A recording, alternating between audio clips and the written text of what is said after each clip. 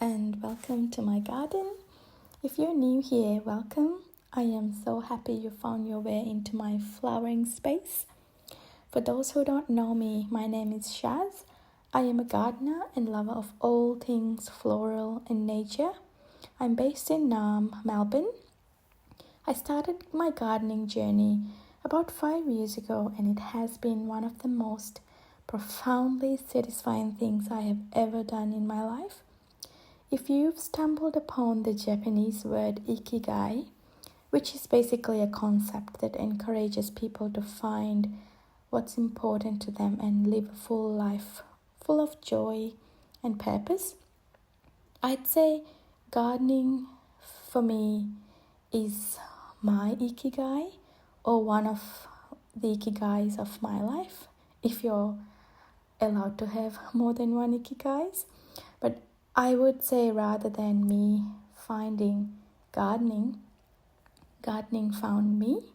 Somehow, somewhere, my soul remembers how deeply rooted this is for me, if that makes sense.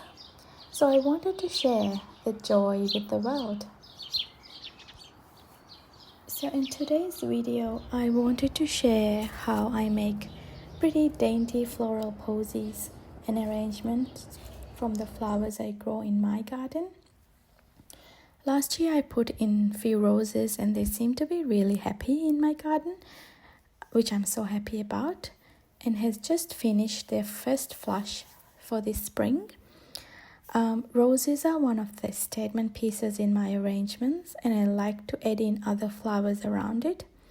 Saying that, I don't always strictly follow this formula because my inspiration usually comes from a few different places, like Instagram accounts of gardens, florists, Pinterest is a big one, and also surprisingly nature itself. So I might see a flower or a few flowers mixed with moving grasses, and I'd be like, oh, I want to create that.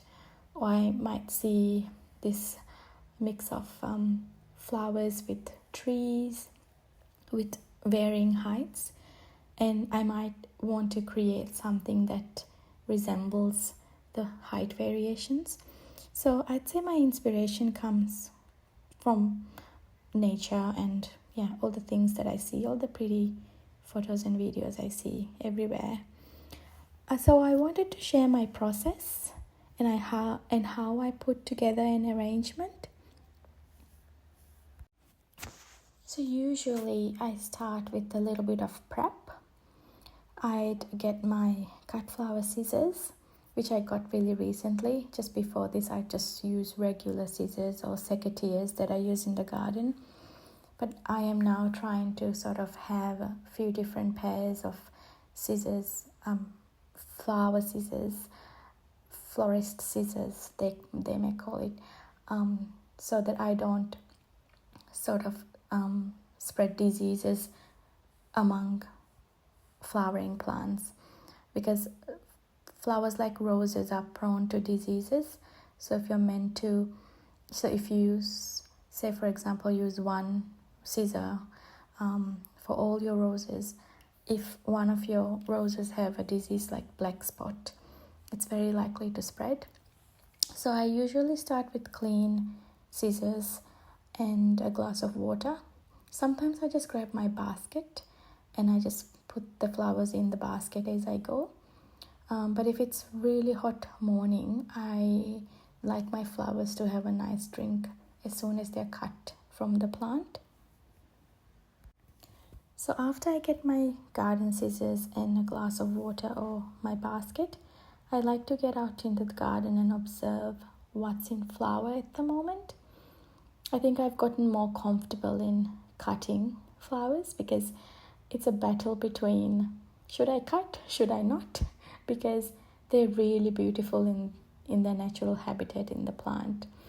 But sometimes they're more beautiful when you bring them inside in a vase, because then you can enjoy them more rather than leaving them outside with all the elements of air, sun, wind, etc.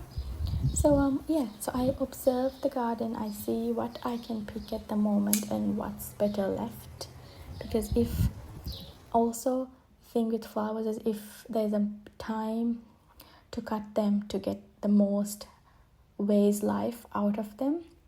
So if you cut a flower, say for example a rose that has matured in the plant, so fully bloomed, you'd only get like 3 or 2 days out of it because the petals would fall as soon as you bring them in. So you want to catch them at the right time, like when they're only starting to bloom. So yes, keeping that in mind, I try to cut them at their prime so I get the best out of them there in the vase.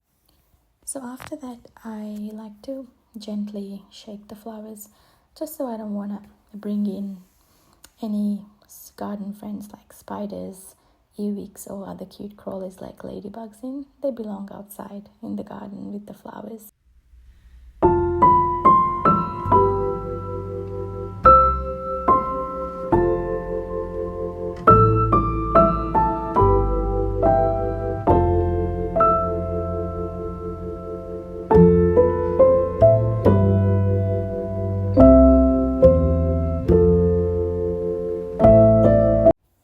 Then it is time to find a vase that will look good with the arrangement depending on how much I've cut. If I've cut only a few and if they're short, I only will need like a smaller vase. If it's a big arrangement, if I've found myself taken away and just cut a lot of flowers, then I'd definitely need a bigger vase or a couple of vases. So after I choose the vases, I like to start arranging. So I usually start with the longer stemmed flowers, just so it gives a more finished look of, as in you'd see how it will look once it's finished. And also it makes it easy to work around the arrangement, because shorter flowers are always easy to pop in after the longer ones go in. So I can always work around moving a few bits around if it doesn't look well or if it's not working on the arrangement.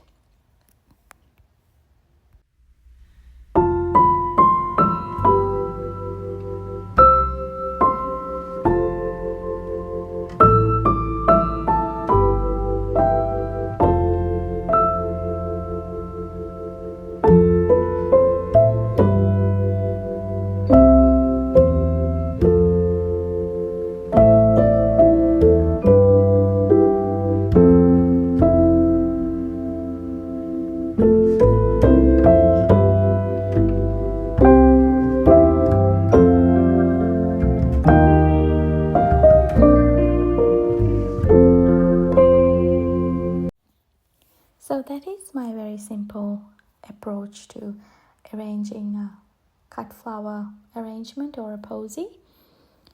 If you've found this video helpful or joyful, I hope it sparked inspiration and all the good feelings in you, and maybe a few glimmers here and there. If so, please don't forget to give this video a thumbs up and share it with your friends with flowering minds.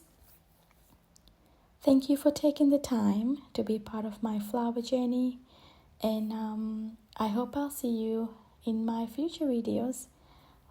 Have a good one. Bye.